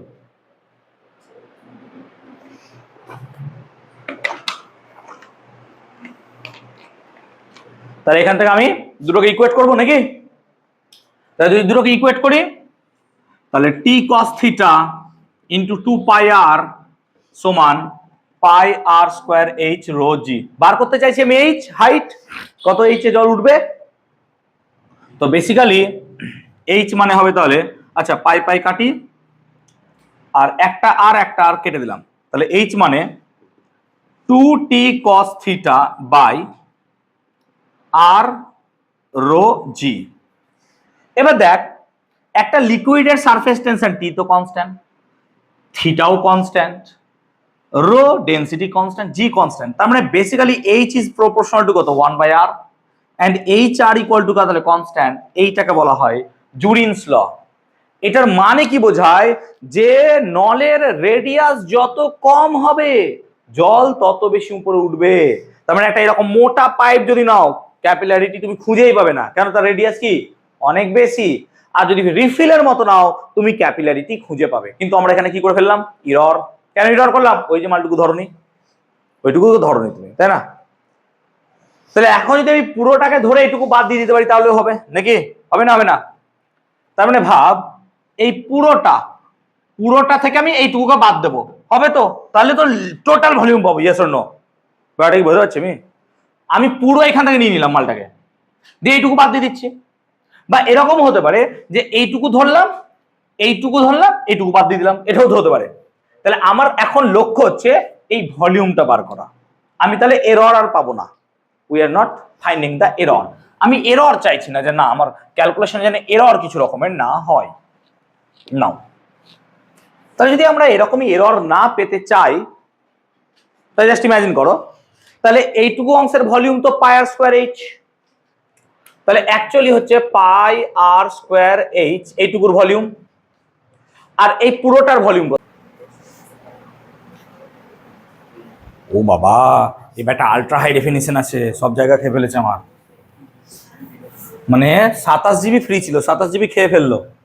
বাহ, কিন্তু স্টোরেজের উপর ডাকাতি করছে। এত স্টোরেজ আমি নিয়ে আসবো কোথা থেকে? চল, তো জলটা একটু বোর্ডটা নোংরা হয়ে গেছে, খুলে দে। তো জানি না কেউ বাবলস উড়িয়েছো কিনা, বলো একটা গল্প। যে দেবে, যদি ধর্মতলার চাঁদনি মার্কেট যাও, তাহলে সেখানে দেখবে প্রচুর বাবলস এরকম উড়িয়ে উড়িয়ে বেড়ায়, কারণ ওরা বিক্রি করে। শুয়োরের মতো একটা মুখ থাকে, সেখানে এরকম করে প্রেস করলে পরে শুয়োরের মুখ থেকে বেরোয় বাবলস। এটা হয় ন্যাচারালি, বার করে, ওরা দেখেছে। ওই জেনারেল, আরে মানে শুয়োর মানে রিয়েল শুয়োর না, মানে ওই যন্ত্রটা অ্যাকচুয়ালি দেখতে শুয়োরের মতো, ঠিক আছে? আব ঠিক আছে, চলো। সো আমরা আলোচনা করবো বলছিলাম যে বাবলস। এখন দেখো, ধরো একটা যে কোনো লিকুইডের বাবল, মানে জলের ফোঁটা, সাবানের বুদবুদ বলছি না, ঠিক আছে, জলের ফোঁটা। ধরো একটা জলের ফোঁটা আমার কাছে আছে, সে এটা পুরো জল দিয়ে বানানো একটা গোলক, যার রেডিয়াস হচ্ছে কত না তো আর। এবার তুমি বলো, এর যে সারফেসের মলিকিউল গুলো আছে, সেই মলিকিউল গুলোর উপর একটা ভেতরের দিকে কাজ টান তো চলছে। তার মানে আমার ভেতরের দিকে একটা ফোর্স তো অটোমেটিক কাজ করছেই, ঠিক? এবার এই ফোর্স কাজ করছে, আর বাইরে কি আছে? Atmospheric pressure. বাইরের অ্যাটমসফেরিক প্রেসারের সাথে নিশ্চয়ই ভেতরের প্রেসার কি সমান, তবেই তো এভাবে আছে। যদি ভেতরের প্রেসার বেশি হয়ে যেত, ফেটে যেত, আর যদি বাইরের প্রেসার বেশি হতো, কুচকে যেত। এটা তো ট্রু, সিম্পল কথা। এখন আমরা তো আগে সারফেস টেনশন জানতাম না, এখন জানলাম যে সারফেস টেনশন বলে একটা বস্তু হয় 11 এসে। তাহলে এর ভেতরে একটা সারফেস টেনশন কাজ করছে, যেটা একে আরো বেশি এদিকে টানছে। তার মানে লজিক ভাবো, একটা প্লেন লজিক ভাবো, ক্লাস 2-3 মতো, যে সারফেস টেনশন এদিকে কাজ করছে, তার সাথে বায়ুমণ্ডলও এদিকে ওকে ঠেলছে। তার মানে ওর সারফেসের উপর এখন বেশি কাজ চলছে। Yes or no? Yes or no? ঠিক তো, ওর সারফেসের উপর এখন বেশি কাজ চলছে, ঠেলছে। তার মানে এখানকার প্রেসার নিশ্চয় বায়ুমণ্ডলের থেকে বেশি হওয়া উচিত। কেন? এক্সট্রা সারফেস টেনশনের জন্য যে প্রেসার জেনারেট করছে তাকে প্রতিহত করার জন্য। আমি কি কথাটা ঠিক বললাম? তার মানে এখানে সারফেস টেনশনের জন্য ওকে একটা প্রেসার দিচ্ছে, আর এটা যদি না থাকতো সারফেস টেনশন, তাহলে বাইরের প্রেসার আর ভেতরের প্রেসার তো ইকুয়াল, ভাই, সমান হয়ে গেছে। কিন্তু due to that extra pressure, কার জন্য? ওই সারফেস টেনশন দিচ্ছে বলে আমার কি হচ্ছে, এখানে আরো এক্সট্রা ওকে প্রেসার দিতে হচ্ছে। সেই জন্য একটা গোলকের ভেতরে, জলের হোক বা যে কোনো লিকুইডের, বায়ুমণ্ডলের সমান প্রেসার থাকবে না, তার থেকে কি থাকবে? বেশি। কেন বেশি থাকবে? ওই সারফেস টেনশনটাকে কি করার জন্য? ম্যানেজ দেওয়ার জন্য। ঠিক তো, বুঝতে পারলাম ব্যাপারটা? ম্যানেজ দেওয়ার জন্য। তাহলে এখন এই সারফেস টেনশনের জন্য যে এক্সট্রা প্রেসারটা আমার এখানে লাগছে, সেই প্রেসারটা কত সেটা আমরা এবার বার করব। সে ধরে নাও সেই প্রেসারটা হচ্ছে পি। এবার যদি বায়ুমণ্ডলীয় প্রেসার না থাকতো, তাহলে এই প্রেসারটা তাহলে কি করতো? ওকে ঠেলতো ভেতরের দিকে। বা এমন ভাবে ভাবো বায়ুমণ্ডলীয় প্রেসার আছে, এখানকার বায়ুমণ্ডলীয় প্রেসার আছে, সারফেস টেনশন নাই, তাহলে এই প্রেসারের জন্য ও সামান্য পরিমাণ সরে যেত বা ও একটু ফুলে যেত, হ্যাঁ না বল, ভেতরে প্রেসার তো বেশি। ধরো সারফেস টেনশন নাই নাই এই অবস্থায় ও এখানে সরছে, তাহলে ও আরো নিশ্চয়ই ভলিউমটা বাড়বে, ইয়েস অর নো? কেন? ওকে তো ভেতর দিয়ে ঠেলছি। কনসেপ্টটা বুঝতে পারছো না? বোঝো ব্যাপারটা, যে তুমি একটা ফুটবল নিয়েছো, এই ফুটবলের ভেতরের চাপ আর বাইরের চাপ তো সমান, বলে তো চুপচাপ আছে ও, যদি অতিরিক্ত চাপ হয়ে যায় ফেটে যাবে, কথা মানে বলছি। ফুটবলে হয় না, ফুটবল প্রেসার প্রেসার বেশি যাবে, কথা মানে বলছি। এখন আমি বলতে চাইছি কি, যে ফুটবলে ধরো একটা এক্সট্রা প্রেসার ভেতরে কাজ করছে, তুমি যেটা জানো না, তাহলে বায়ুমণ্ডলীয় চাপও আছে, সারফেস টেনশন এক্সট্রা কাজ করছে, তাহলে এই দুটোকে ম্যানেজ করার জন্য ভেতরে শুধুমাত্র বায়ুমণ্ডলীয় প্রেসার থাকলে তো হবে না, তাহলে এক্সট্রা একটা প্রেসার তোকে দিতে হবে ম্যানেজ করার জন্য। আমি কি ঠিক বুঝতে পারছি ব্যাপারটা? তোমার বাবা তোমাকে 1000 টাকা খরচ, হাত খরচ 1000 টাকা দেয়, কিন্তু তোমার খরচ হয়েছে 2500 টাকা। এবার 1500 টাকা ম্যানেজ তো তোমার কোনো জায়গায় করতে হবে, হয় চুরি করতে হবে, না হয় কি কিছু কাজ করতে হবে। তাহলে ওই যে এক্সট্রা টুকু করছো, সেটা এখানে ওই স্মল পি বা ভেতরের অভ্যন্তরের এক্সট্রা প্রেসার করছে। আমি আর কত ভেঙে বোঝাবো? ক্লিয়ার হয়েছে? এটাকে বার করতে চাইছি। এবার যদি সারফেস টেনশন না থাকতো, তোমার যদি খরচ 2500 না হতো, তোমার খরচ 0, তার মানে তোমার বাপে 1000 টাকা খরচ দিচ্ছে প্লাস 1500, তাহলে তোমার কি হতো? 2500ই জমতো। আবার এমন ভাবো যে তোমার খরচ 1000 টাকাই, তাহলে কি হলো? বাবার 1000 টাকা আর হাত খরচ 1000 টাকা চলে গেল, কেটে গেল, এক্সট্রা যেটা ইনকাম করছো সেটাতে তোমার কি হবে? ফুলে ফেঁপে উঠবে। তোমার মনে হবে যে চলো আমি তো 1500 টাকা ইনকাম করছি, পকেটে তোমার 1500 টাকা আছে, সেই প্রেসারটাই কাজ করছে। আমি কি বুঝে ধরলাম? তো ধরো ওই ভেতরের এক্সট্রা প্রেসারের জন্য রেডিয়াসটা বেড়ে আর প্লাস ডেল্টা আর হলো, তাহলে এরিয়া ইনক্রিজ কেন? কত হলো? তাহলে ইনক্রিজ অফ এরিয়া ডেল্টা এ কত হবে না? তো স্যার 4 পাই আর প্লাস ডেল্টা আর এর হোল স্কোয়ার মাইনাস 4 পাই আর স্কোয়ার, ঠিক তো? এন্ড অবভিয়াসলি জানো ডেল্টা আর ক্ষুদ্র, তার মানে ডেল্টা আর এর স্কোয়ার টার্ম কি হয়ে যাবে? কেটে গেল, বাদ। ডেল্টা আর ক্ষুদ্র, তো ডেল্টা আর এর স্কোয়ার কি হবে? আরো ক্ষুদ্র, বাদ। আর 4 পাই আর স্কোয়ার বাদ, তার মানে পড়ে থাকছে 4 পাই ইন্টু 2 আর ডেল্টা আর। আমি কি ঠিক লিখলাম এইটুকু? তার মানে কত হলো? অ্যাকচুয়ালি 8 পাই আর ডেল্টা আর। এবার এটা তো এরিয়া বাড়লো, এটা তো বাড়লো আমার হচ্ছে এরিয়া। এরিয়ার সাথে পৃষ্ঠ টানের একটা কি সম্পর্ক আছে? এনার্জি আছে। তাহলে এরিয়ার সাথে পৃষ্ঠ টানের একটা সম্পর্ক আছে, কি না? তো দেখো পৃষ্ঠ শক্তি সারফেস এনার্জি মানে কত? সারফেস এনার্জি মানে হচ্ছে কত? Work by area, work by area. তাহলে ওয়ার্ক মানে কত? পৃষ্ঠ শক্তি ইন্টু এরিয়া, পৃষ্ঠ শক্তি ইন্টু এরিয়া। আর পৃষ্ঠ শক্তি মানেই তো পৃষ্ঠ টান, আমি কি ঠিক? তো পৃষ্ঠ টান যদি হয়, তাহলে এখানে ওয়ার্ক করতে হলো আমার কত না? তো স্যার 8 পাই আর ডেল্টা আর, তার সাথে কত গুণ করবো আমি? এটাই ওয়ার্ক। বুঝতে পারলাম ব্যাপারটা? সারফেস এনার্জি মানেই তো সারফেস টেনশন। বাবা চোখ দেখে ভয় লাগছে। সারফেস এনার্জি মানে কি? এটা মানেই তো সারফেস টেনশন। বাবা এক্ষুনি তো বুঝিয়ে দিলাম আমি, এটা মানেই তো সারফেস টেনশন। আর সারফেস এনার্জি দিয়ে লেখো, আর সারফেস এনার্জি মানে কত? Work by area. তাহলে ওয়ার্ক মানে কি? Area into surface energy. দেখো and area into surface energy, আর সারফেস এনার্জি মানে কি? তাই লিখেছি। ক্লিয়ার? এটা হলো টেনশনের জন্য। এবার ব্যাটা নিজে নিজে তো বড় হচ্ছে, তাহলে এর একটা এনার্জি আলাদা রকম পাওয়া যাবে। কেমন? প্রেসার আছে মানে ফোর্সও আছে, আমি কি ঠিক? ফোর্স কত না? তো স্যার প্রেসারের সাথে এরিয়া গুণ করুন, আর তার সাথে কি গুণ করুন? ডিসপ্লেসমেন্ট, আমি কি ঠিক? ঠিক তো? তাহলে প্রেসারের সাথে এরিয়া ফোর্স ইন্টু কি হবে? ডিসপ্লেসমেন্ট। আচ্ছা ডিসপ্লেসমেন্ট হয়েছে কত? ডেল্টা আর, হ্যাঁ না বল?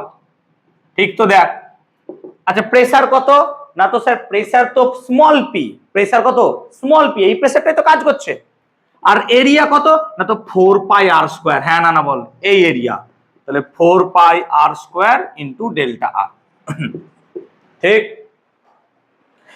বস্তুত এটাও তো সেই এনার্জি এক্সপান্ড হওয়ার জন্য, এটাও সেই এনার্জি এক্সপান্ড হওয়ার জন্য, বোথ আর কি সেম সেম।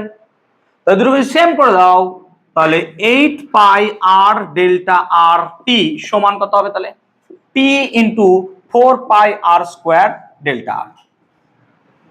তাহলে ডেল্টা আর কাটলো। আচ্ছা 8 পাই আর আর এখানে 4 পাই আর কাটলো 2, আর এখানে আর পড়ে থাকলো নাকি, তার মানে স্মল পি মানে কত পড়ে থাকছে 2t বাই আর। আমি কি ঠিক বুঝতে পারলাম ব্যাপারটা? তাহলে এইটা হচ্ছে এক্সেস প্রেসার 2t বাই আর। এটাও পরীক্ষায় খুব ইম্পর্টেন্ট, মাথায় রাখবে। তাহলে একটা বাবলস এর ভেতরে এক্সেস প্রেসার কতটা থাকে সেটার ক্যালকুলেশন করলাম এবং দেখলাম সেটা হচ্ছে কত 2t by R. Clear? 2t by R বেরোলো। ক্লিয়ার হলো? এবার ভাব, এটা জল দিয়ে তৈরি একটা বাবল নয়। কেমন বাবল? না তো সাবানের ফ্যান দিয়ে তৈরি একটা বাবল। এবার সেখানে সমস্যা কি, না তো একটা ফিল্মের একদিকে এয়ার আর একদিকে এয়ার, দুই দিকেই তো এয়ার। একটা সাবানের বাবলস কেমন হয়, এই রেকর্ডিং হচ্ছে তো, সাবানের বাবলস কেমন হয়, না তো সাবানের বাবলস হচ্ছে একটা ফিল্ম থাকে, ভেতরটা ফাঁপা, বাইরে বাতাস। তার মানে ফিল্মের এইদিকেও এয়ার এইদিকেও এয়ার, তাহলে এয়ার কয় দিকে আছে? দুই দিকে। তাহলে পৃষ্ঠটান কতটা হবে? দুটো। তাহলে টি এর জায়গায় কত লিখবো? 2t। তার মানে অ্যাকচুয়ালি কত হবে? 4t বাই আর। দেখো বই তাই লেখা আছে 4t বাই আর। বুঝতে পারলাম ব্যাপারটা? কেন 2 দিয়ে গুণ করছি? বিকজ ফিল্ম আমার দুটো ফিল্ম বলে 2 দিয়ে গুণ করছি, সেই জন্য 4t বাই আর আমি এখানে পেলাম। আমি কি ক্লিয়ার করতে পারলাম?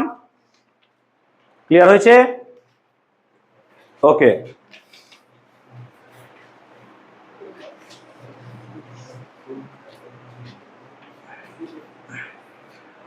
ক্লিয়ার হয়েছে? এবার একটা অঙ্ক দেখি, ঠিক আছে?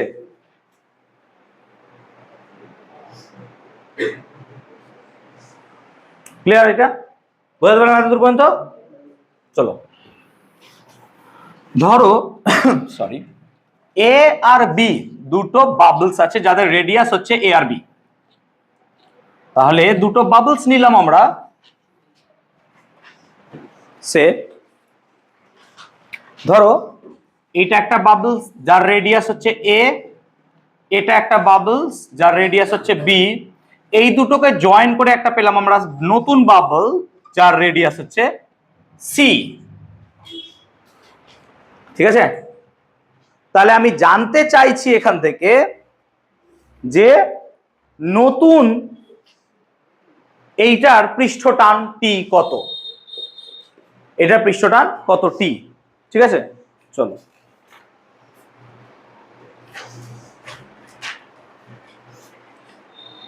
ওকে, এখন দেখো লজিক্যালি দেখো, যেহেতু প্রত্যেকটাই একই ম্যাটেরিয়ালের বাবলস, তাহলে ক্যাপিটাল টি প্রত্যেকটারই কি হওয়া উচিত?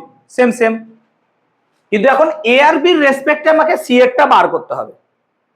এখন তাহলে এরও টি বার করছি, সবই টি হচ্ছে।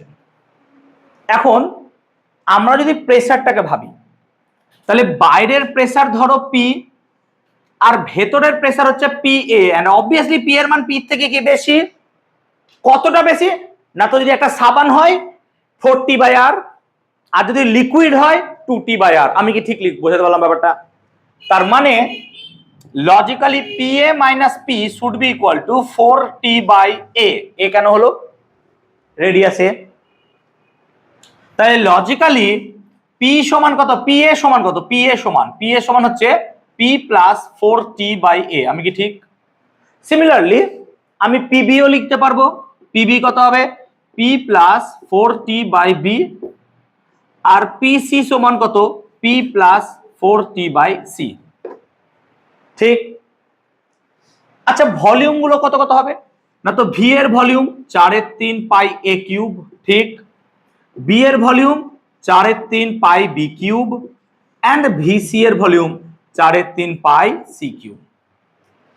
এখন দুটো বাবলস জুড়ে একটা নতুন বাবলস তৈরি হয়েছে উইদাউট চেঞ্জিং টেম্পারেচার। তাহলে এখানেও বয়েলের সূত্র আর এখানে বয়েলের সূত্র আমরা অ্যাপ্লাই করতে পারি, যেহেতু টেম্পারেচারের কোনো চেঞ্জ হয়নি, এটা সম্ভবত তুমি ধরে নাও। তাছাড়া তো উপায় নাই। যদি তাই হয় তাহলে এর পিভি তার মানে পিএ ভিএ আর এর PV PB VB should be equal to কত পিসি ভিসি। এটা কি বোঝাতে পারলাম ব্যাপারটা? দেখি ক্লিয়ার করতে পারলাম? এবার মানগুলো বসা একটা বড় মান হবে, তাহলে এটা লিখে দিয়েছি বলে এটা মিটিয়ে দিলাম আমি, হ্যাঁ আর এ করছি না। ঠিক আছে চলো, তার মানে এবার দেখো পি এ মানে কত না, তো পি প্লাস 4t বাই এ তার সাথে কত গুণ ভিবি। আচ্ছা নিচে লিখি একটু, এই নিচে লিখছি, তাহলে পি প্লাস 4t বাই এ তার সাথে গুণ হবে 4/3 পাই এ কিউব, ঠিক, প্লাস পিবি কত না, তো P plus 4t by B তার সাথে গুণ হবে 4/3 pi B cube, that should be equal to P plus 4t by C তার সাথে গুণ হবে 4/3 পাই সি কিউব। এখন 4/3 পাই তো কাটবো সবার থেকে, আর দেখো P A cube, PB cube আর পিসি কিউব আমাকে বার করতে হবে টি, তাহলে টি গুলোকে এইদিকে রাখছি, পি গুলোকে ওইদিকে নিয়ে চলে যাচ্ছি, তাহলে হবেটা কি, তাহলে পি কমন গিয়ে পড়ে থাকবে C cube minus A cube minus B cube, এটা তো পড়ে থাকবে। আর এই জায়গাটায় যদি খেলাটা দেখো, এ কিউবের সাথে গুণ করলে এ স্কোয়ার, তার মানে আমি যদি এখানে 4t গুণ কমন নিই তাহলে A square plus B square minus C square, বাস হয়ে গেল আমার। তাহলে টি সমান কত আসবে, P C cube minus A cube minus B cube by 4 A square plus B square minus C square. তাহলে পৃষ্ঠটান টিটা হচ্ছে লাইক দিস। বুঝতে পারলাম ব্যাপারটা? ক্লিয়ার হলো? তাহলে এই টাইপের প্রবলেম পরীক্ষায় আসবেও, আমি বলছি তোমাদের, খুব ইম্পর্টেন্ট। চ্যাপ্টার নিয়ে কোনো ডাউট আছে বলে ফেলতে পারো আমাকে। সব করানো হলো? সমৃদ্ধ দেখলে মোটামুটি সবই চয়েস করানো হলো। লাস্টে একটা টপিক বাকি আছে সম্ভবত, ওটা নিজেও করতে হবে, ঠিক আছে? একই জুরিন্স ল দিয়েই হবে, এইচ আর ইকুয়াল টু কনস্ট্যান্টই আসবে, আর H equal to R dash H dash same, তাই আমি ওটা আর করালাম না। বাকি মোটামুটি সবই আশা করছি করে নিয়েছি, ঠিক আছে? ওকে চলো দেখি অঙ্ক শুরু করবো এবার।